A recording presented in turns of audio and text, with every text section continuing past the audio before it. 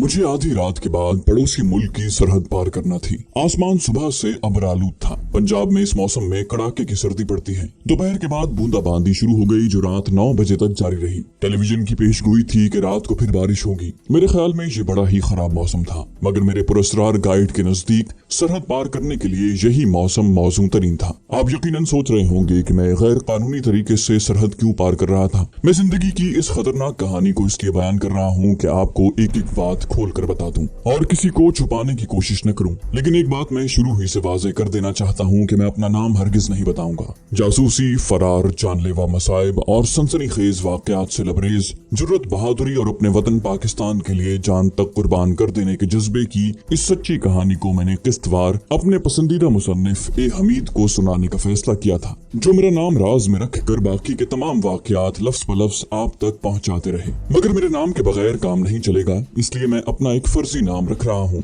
और ये नाम है आमिर। कौमी जज्बे से सरशार मेरी सनसनीखेज कहानी का आगाज 1965 की पाक भारत जंग के बाद और सुकूत ढाका से कुछ पहले होता है। इस जंग ने मेरे दिल में एक नया वलवला पैदा कर दिया था। हर वक्त यही धुन सवार रहती कि अपने वतन अजीज के लिए कोई ऐसा काम करूं कि दुश्मन को दोबारा हमारी तरफ मैली निगाह से देखने की हिम्मत न हो। मैंने फौज में कमीशन हासिल करने की कोशिश की, मगर बाज नागुजीर वजूह की बिना पर मैं फौज में कमीशन न ले सका। आगे पढ़ाई जारी रखने को जी नहीं चाहता था। कॉलेजों के गैर यकीनी हालात से दिल उकता गया था। मुझे जबानें सीखने का शुरू ही से शौक था। फारसी मैंने अपने एक खास उस्ताद से पढ़ी थी, थोड़ी बहुत अरबी भी उनसे सीख ली थी। अंग्रेजी के अलावा मैंने कदीम हिंदुस्तान की तारीख का भी भरपूर मुताला किया। हिंदी जबान भी अपने एक बिहारी दोस्त से सीख ली। गीता और कदीम वेदों के कुछ अशार के तर्जुमे पढ़ डाले। ये मैं महज अपने शौक की खातिर कर रहा था, मगर आगे चलकर इस इल्म ने मुझे बहुत फायदा पहुंचाया, बल्कि कई मकामात पर मेरी जान भी बचाई। मैंने कॉलेज के जमाने में मुजाहिद फोर्स में शामिल होकर बाकायदा तरबियत हासिल की थी।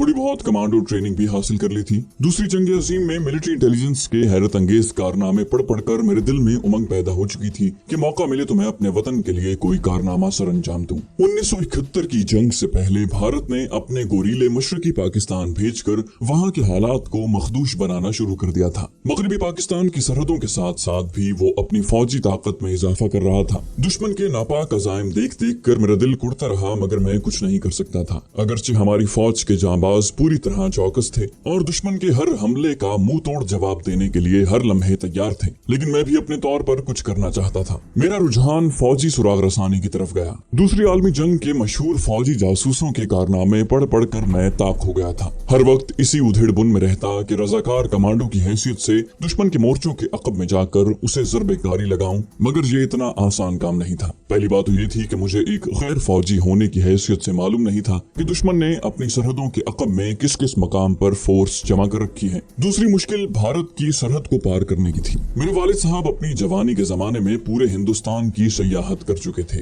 उन्होंने पिशावर से लेकर राजकुमारी तक और उड़ीसा कटक से लेकर बम्बई तक कई बार सफर किया था। वो मुझे अपने सफर की तमाम दिलचस्प कहानियां सुनाया करते थे और उनके इन सफरनामों से मुझे भारत के बारे में काफी मालूमात हासिल हो गई थी। क़याम पाकिस्तान के बाद भी मैं 2-4 मरतबा अमृतसर, दिल्ली, बम्बई और कलकत्ता की सैर कर चुका था। मेरे वालिद साहब अमृतसर के रहने वाले थे और क़याम पाकिस्तान के बाद हिजरत करके लाहौर आ गए थे। अमृतसर, पठानकोट, चंबा और होशियारपुर के बारे में उन्होंने मुझे बहुत कुछ बताया था। वो मुझे अपने सफर की दिलचस्प कहानियां सुनाते और मैं इन मालूमात को अपने लाशऊर में जमा करता जाता। 1971 के इब्तिदाई अय्याम में जब दुश्मन ने मशरकी पाकिस्तान में अपने तखरीबकारों के जरिए इंतशार की मुहिम शुरू की और मगरबी पाकिस्तान की सरहदों पर भी अपनी फौजी ताकत में इजाफा किया, तो मैंने दिल ही दिल में किसी मुहिम पर निकलने के बारे में संजीदगी से गौर करना शुरू कर दिया। मुजाहिद फोर्स में रहने की वजह से मेरी फौजी मालूमात में काफी इजाफा हुआ था और एक कैप्टन साहब से दोस्ती भी हो गई थी। मैंने बातों ही बातों में उनसे कुरेद कुरेद कर ये मालूम किया कि दुश्मन ने पाकिस्तानी सरहद से दूर पठानकोट की छावनी के करीब पहाड़ों में एक ऐसी तोप नस्ब कर रखी है कि जंग की सूरत में उसकी इंतहाई तेज रफ्तार और 5-5 मन बारूद के हामिल गोले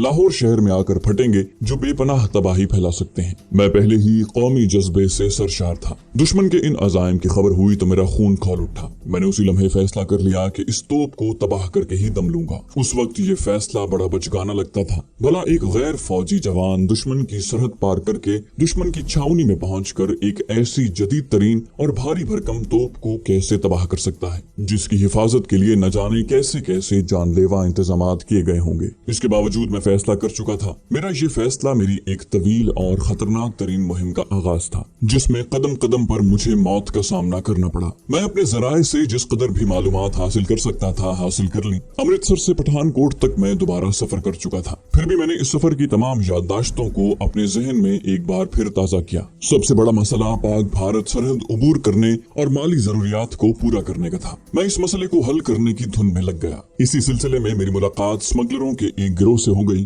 अब तक तो इस गिरोह के आधे आदमी मर चुके हैं और बाकी जेल में सजा भुगत रहे हैं, लेकिन मैं उनका शुक्रगुजार हूँ। अगर ये लोग मेरी मदद न करते तो मैं अपने अज़ाइम में कभी कामयाब न होता। अगरचे मेरी मदद करने में सरासर उनके मफादात मुलव्विस थे, ताहम मैं उनके ताउन से सरहद पार कर गया और मेरी कुछ माली इमदाद भी हो गई। मैं स्मगलरों के इस गिरोह के बारे में कुछ नहीं बताऊंगा, क्योंकि अब इसकी जरूरत भी नहीं रही। स्मगलरों का ये खतरनाक गिरोह सरहद पार स्मगलिंग में बेहद सरगर्म था और उनका मशरकी पंजाब के सिखों से बाकायदा राब्ता था। इसी गिरोह का एक खास आदमी जो मुसलमान था, अमृतसर में मुकीम था, जो स्मगलिंग के नापाक कारोबार की सरहद पार निगरानी करता था। उसका नाम आज तक मुझे मालूम नहीं हो सका। उसे गिरोह के लोग करोंडिया के नाम से याद करते थे। करोंडिया पंजाब में एक सांप होता है जो बंजर जमीनों में पाया जाता है और इस कदर जहरीला होता है कि आदमी को डसते ही वो परे हट जाता है ताकि आदमी उसके ऊपर न गिर पड़े। इसकी वजह यह है कि उसके डसते ही आदमी मर जाता है। ग्वाल मंडी की एक बदमाश से मेरी वाकफियत थी। ये आदमी उस गिरोह को जानता था। उसकी वसातत से मेरी स्मगलरों के गिरोह के लीडर से मुलाकात हो गई।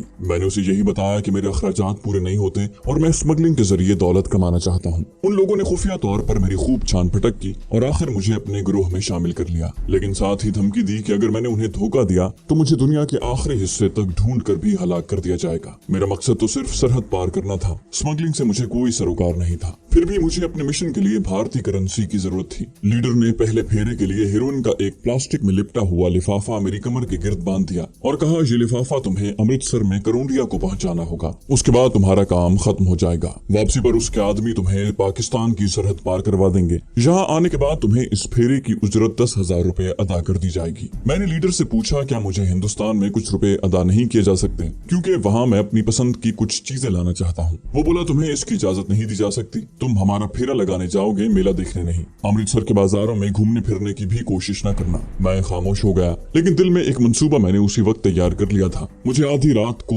एक खास मकाम पर पहुंचने की हिदायत की गई थी। हेरोइन की थैली मेरी कमर से बंधी हुई थी। मैं रक्शे में अपने घर से वाहगा की तरफ रवाना हो गया। मैंने घर में किसी को कुछ नहीं बताया था। आसमान सुबह ही से बादलों में घिरा हुआ था। कड़ाके की सर्दी पड़ रही थी। दोपहर की हल्की हल्की बूंदाबांदी रात 12 बजे तक जारी रही। उसकी वजह से सर्दी में खासा इजाफा हो गया था। शालामार टाउन से 2 फरलांग दूर बाएं जानिब मैं रक्शे से उतर गया और अंधेरे खेतों में से गुजरता हुआ एक वीरान से क्वार्टर में आ गया। यहाँ 2 आदमी अंगीठी जलाए आग ताप रहे थे। चारपाई पर लिहाफ पड़ा था। मेरा उन दोनों से तारुफ हो चुका था। उन्होंने केतली से चाय प्याली में डालकर मुझे दी। ये बड़े खुर्रांट किस्म के स्मगलर थे और मेरी तरफ देखकर मुस्कुरा रहे थे। बाऊ, ये कोट पतलून तब्दील कर लो। मैं चौंक पड़ा, क्या मतलब है तुम्हारा? एक स्मगलर हंस कर बोला, नए नए भर्ती हुए हो, 2-4 फेरे लगाओगे तो सब कुछ मालूम हो जाएगा। पिछली कोठरी में जाओ, वहाँ धोती, खद्दर की कमीज और कंबल रखा हुआ है, वो जाकर पहन लो। मैं चुपके से उठकर पिछली कोठरी में आ गया, जहाँ ताक में एक मोमबत्ती रोशन थी। दीवार के साथ चारपाई बिछी हुई थी, जिस पर नस्वारी रंग का एक कंबल,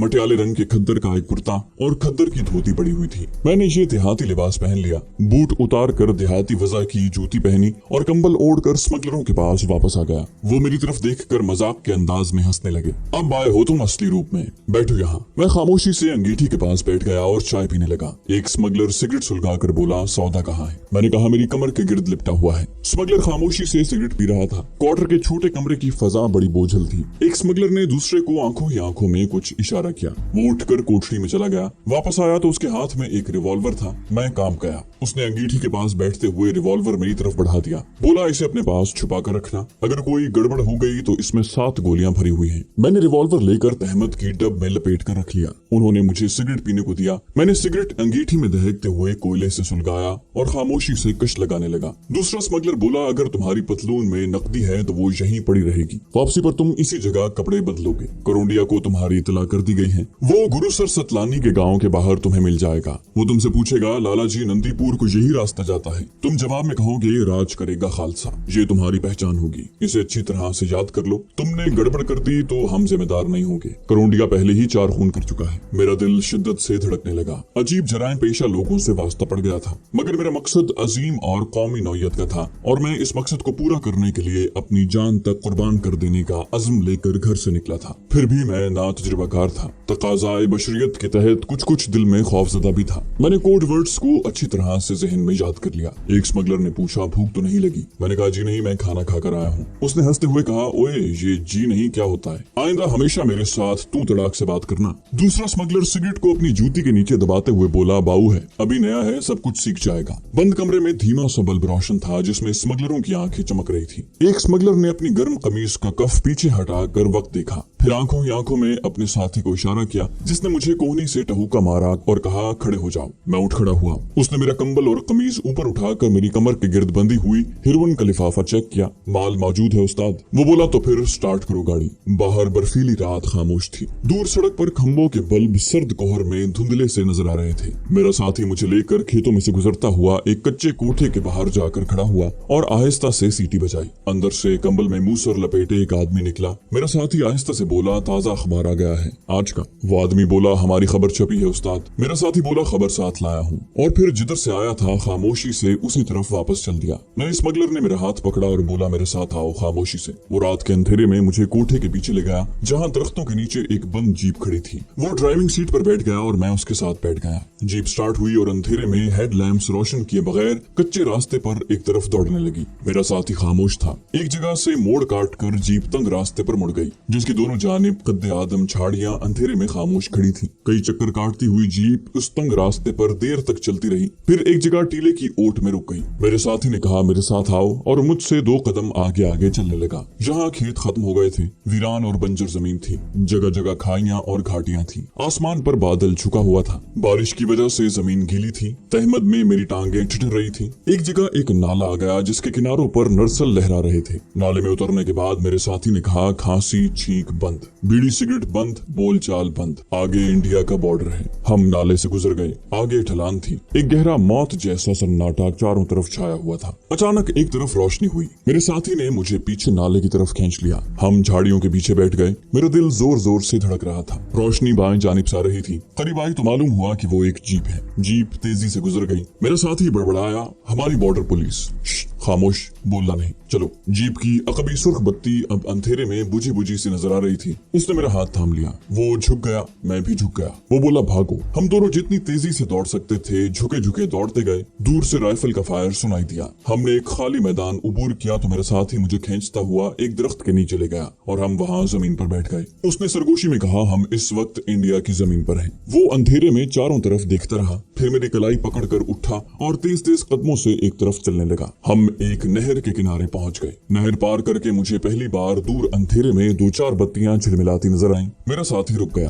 बोला, वो सामने गुरुसर सतलानी गांव की रोशनियां हैं। उस गांव के बाहर तुम्हें तुम्हारा साथी मिलेगा। अब मेरी ड्यूटी खत्म, आगे तुम्हारा काम शुरू होता है। ये कहकर वो इतनी तेजी से अंधेरे में गायब हो गया कि मैं देखता ही रह गया। मुझे पहली बार खतरनाक तन्हाई और शदीद सर्दी का एहसास हुआ। मैंने कंबल को अपने जिस्म और मुंह सर के गिर्द अच्छी तरह से लपेटा और खुदा का नाम लेकर गांव की तरफ चलने लगा। भरा हुआ रिवॉल्वर मेरी डब में था। हेरोइन की थैली मेरी कमर के गिर्द बंधी हुई थी। यकजक मुझे बातों की आवाज सुनाई दी। 2 आदमी पंजाबी में बात कर रहे थे। मैं खेत की दूसरी तरफ होकर आगे बढ़ा तो बाएं जानिब 2 साए नजर आए। वो आपस में खेतों में पानी लगाने के बारे में बातें कर रहे थे। जबान से अंदाजा हो रहा था कि वो सिख हैं। मैं दरख्तों के पीछे से होकर रात के अंधेरे में आगे निकल गया। अगर आप लाहौर से बजरिया ट्रेन इंडिया गए हों तो आपको याद होगा कि वाहगा से आगे भारत का इलाका शुरू हो जाता है। फिर अट्टारी का रेलवे स्टेशन आता है जो किसी जमाने में बड़े बड़े सिख जागीरदारों का गढ़ था और उसी बस्ती को महाराजा रंजीत सिंह के एक सिख जर्नैल शाम सिंह अट्टारी ने आबाद किया था। क़याम पाकिस्तान के बाद बॉर्डर पर वाक़ होने की वजह से अट्टारी की हवेलियां वीरान हो गईं। सिख अपनी जमीनें फरोख्त करके बड़े बड़े शहरों की तरफ चले गए। अट्टारी से आगे गुरुसर सतलानी का छोटा सा गाँव आता है। क़याम पाकिस्तान से पहले भी यहाँ रेल बहुत कम ठहरा करती थी। इस गाँव के आगे रेलवे स्टेशन आता है, फिर छहरटा और उसके बाद अमृतसर का शहर आ जाता है। गुरुसर सतलानी एक छोटा सा सिखों का गाँव गांव है जहां काश्तकार ही रहते हैं। गांव के बाहर बिजली के खंबे पर एक बल्ब रोशन था, जिसकी रोशनी सर्द रात के कोहर में कपकपाती महसूस हो रही थी। मैं तरकारियों के खेत में से गुजर रहा था। अब मैं यूं जाहिर कर रहा था जैसे मैं भी किसान हूँ और रात को अपने खेतों में पानी लगाने आया हूँ। गाँव के कच्चे मकान अंधेरे और सर्दी में डूबे हुए थे। गाँव के कोने के करीब ईंटों का एक वीरान भट्टा था। मैं वहाँ पहुंचा तो अचानक एक कंबल पोश साया निकल कर मेरे सामने आ गया। लाला जी, नंदीपुर को यही रास्ता जाता है। मैं समझ गया कि यही करोंडिया नाम का स्मगलर है जो मेरी पेशवाई के लिए आया है। मैंने जवाब में कहा, राज करेगा खालसा। वो आहिस्ता से मेरे करीब आ गया। चेहरा करवाओ। मैंने कंबल मुंह से खिसका दिया। उसने कहा, मेरे साथ आ जाओ। गाँव के मकान नींद में डूबे हुए लगते थे। कच्चे रास्ते में बारिश की वजह से कीचड़ हो गई थी। हम गाँव से निकलकर एक सड़क पर दरख्त के नीचे खड़े हो गए। मेरे नए स्मगलर साथी करोंडिया ने कहा, यहाँ मेरा नाम परशुत्तम दास है, मुझे सब परशुत्तू कहते हैं। तुम्हारा नाम क्या है? मैंने जवाब दिया, आमिर। रात के 2:45 बज रहे हैं। अटारी से एक बस 6 हर्टा के कारखानों के लिए मजदूरों को लेकर आने वाली है। हम उसमें बैठकर 6 हर्टा जाएंगे। तुम कोई बात न करना। इनकी पंजाबी लाहौर वाली पंजाबी से बहुत मुख्तलिफ है। थोड़ी देर में एक बस की रोशनियां सड़क पर झलकने लगी। करोंडिया सड़क के बीच में खड़े होकर जोर जोर से हाथ हिलाने लगा। बस हमारे करीब आकर रुक गई। सिख ड्राइवर ने बुलंद आवाज में कहा, ओए कित्थों आ गए? हम जल्दी से बस में सवार हो गए। अंदर नीम खाबीदा सिख और हिंदू मजदूर बैठे ऊँग रहे थे। करोंडिया ने हिंदुओं की तरह हाथ जोड़कर ड्राइवर से कहा, महाराज पठानकोट कचहरी में पेशी है। अमृतसर से 4 बजे वाली बस पकड़नी है महाराज। ड्राइवर बोला, बैठ जाओ तोतारामा। अच्छा महाराज। करोंडिया ने मेरा बाजू खींच लिया और हम दोनों बस के फर्श पर ही एक तरफ होकर बैठ गए। बस अमृतसर की तरफ चल पड़ी। कस्बा खासा गुजर गया तो बाएं जानिब कारखानों का सिलसिला शुरू हो गया। उनमें रोशनियां हो रही थी। फिर 6 हर्टा पहुंचकर बस कपड़े के एक बहुत बड़े कारखाने के गेट पर रुक गई। मजदूर नींद भरी आंखें खोलने की कोशिश करते बस से उतरने लगे। हम भी बस से उतर आए। सामने एक सिख साइकिल रिक्शा के पास जमीन पर कागजों की आग जलाए कंबल ओढ़े बैठा आग ताप रहा था। करोंडिया ने उसके पास जाकर कहा, सरदार जी शहर चलोगे? वो बोला, 2 रुपए होंगे महाराज। हम साइकिल रिक्शा में कंबल लपेट कर बैठ गए। 6 हर्टा से अमृतसर जाने वाली सड़क खासी चौड़ी थी और दोनों जानिब शीशम के गुंजान दरख्त खड़े थे। सड़क सुनसान थी। सख्त सर्दी में दरख्तों के नीचे धुंध जमा हो रही थी। कारखानों के ठिठरे हुए मजदूर साइकिलों पर सवार करीब से गुजरते जाते थे। अमृतसर का रेलवे स्टेशन आ गया। इंजन के शंट करने की आवाजें आ रही थी। स्टेशन पर बत्तियां जगमगा रही थी। सर्दी की वजह से स्टेशन के सामने वाला अहाता वीरान था। दूसरी जानिब प्रिंस और अशोक होटल के बाहर अलाव रोशन थे और रेलवे के कुली आग ताप रहे थे। सिख साइकिल रिक्शे वाले ने फूली हुई सांस में पूछा, शरीफपुरी जाओगे कि हॉल बाजार? सामने 2 पुल आ गए थे। बाएं जानिब सीढ़ियों वाला पुल था जो हॉल बाजार के गेट की तरफ जाता था और दूसरा कंपनी बाग के पहलू से होकर क़याम पाकिस्तान के जमाने में मुसलमानों के मशहूर गढ़ शरीफपुरे की तरफ जाता था। करोंडिया बोला, यहीं रोक दो महाराज, हॉल गेट जाएंगे। हम सीढ़ियों वाला पुल उबूर करके रेलवे लाइन की दूसरी जानिब हॉल गेट के पास पहुंच गए। शहर की सड़कें सुनसान पड़ी थी। करोंडिया ने कहा, अगर कोई पुलिस वाला आ गया तो गूंगे बन जाना, बाकी मैं संभाल लूंगा। माल कमर के साथ है ना? मैंने आहिस्ता से कहा, हाँ। वो बोला, चलते रहो। वैसे यहाँ के पुलिस वाले भी मेरे वाकिफ हैं। अपने लालच के लिए उन्हें खिलाता पिलाता रहता हूँ। मेरा यहाँ एक छोटा सा होटल है। हम हॉल दरवाजे में से गुजरे। दोनों तरफ की दुकानें बंद थी। कुछ सिख हाथों में टोकरियां लिए जाते दिखाई दिए तो करोंडिया ने कहा, ये लोग मेवा मंडी जा रहे हैं। चौक बिजली खरा गया। मैं यहाँ पहले भी आ चुका था। मैंने करोंडिया के परशुत्तम होटल को भी देखा, मगर मुझे कभी ख्याल न आया था कि ये किसी मुसलमान स्मगलर का होटल है जो परशुत्तम दास के नाम से यहाँ आबाद है और एक रोज मैं भी स्मगलर बनकर यहाँ आ जाऊंगा। चौक में एक सिख सिपाही हाथ में लाठी थामे खड़ा था। उसने करोंडिया को कहा, परशुत्तू इस वक्त कहाँ से आ रहे हो? करोंडिया ने झट जवाब दिया, महाराज इस गूंगे भांजे तोताराम को गाँव से लाने गया था। सवेरे कचहरी में इसकी पेशी है। अच्छा जी, राम राम। सिख सिपाही बोला, चाय बनाओगे तो एक प्याली मेरे लिए भी बनाना, गेट तक गश्त लगा कर आ रहा हूँ। करोंडिया ने कहा, सत बच्चन महाराज, जरूर जी। साथ ही उसने मेरी गर्दन पर हाथ मारा और कहा, चल ओए तोताराम, न जाने तेरे लिए अभी कितने कष्ट भोगने हैं। हाथ कुछ ज्यादा ही जोर से पड़ गया था। मेरी गर्दन दुखने लगी मगर मैं चुप ही रहा। सामने ही परशुत्तम होटल था जो पहले 3 मंजिला मकान था जिसे बाद में होटल बना दिया गया। 2 नौकर अंगीठियों में आग जला रहे थे। करोंडिया को देखकर उन्होंने हाथ जोड़कर राम राम कहा और फिर अपने काम में लग गए। करोंडिया ने उन्हें चाय बनाने के लिए कह दिया। बोला, निहाला सिपाही भी आ रहा है, उसे चाय दे देना और हाँ, रात की कचौरियां भी गर्म करके दे देना उस यमराज को। एक हिंदू नौकर ने कहा, लाला जी हरदयाला रतन जौ का दूना दे गया है। करोंडिया बोला, कृष्ण महाराज की मूर्ति पर लटका दो, स्नान करके लटकाना। होटल के पहलू से एक तंग जीना ऊपर वाली मंजिल पर जाता था। यहाँ 2 कमरे थे, एक बाजार की तरफ और दूसरा उसके पीछे था। ये दूसरा कमरा छोटा था और उसमें आधे फर्श को एक पलंग ने ढांप रखा था। यहाँ दाखिल होते ही करोंडिया ने दरवाजा बंद कर दिया और बत्ती जलाकर बोला, माल निकालो। मैंने कमर के गिर्द बंधा हुआ रुमाल खोल दिया और प्लास्टिक की थैली उसे दे दी। वो थैली खोलने लगा तो मैं पलंग पर गिर गया। नींद और थकान से बुरा हाल था। करोंडिया ने छोटी उंगली के साथ थोड़ी सी हिरवन लगाकर चखी और थूक कर बोला, माल खरा है, अब तुम सो जाओ, परसों रात तुम्हारी वापसी होगी। मैंने अपना रिवॉल्वर भी करोंडिया के हवाले कर दिया और लिहाफ में घुसकर सो गया।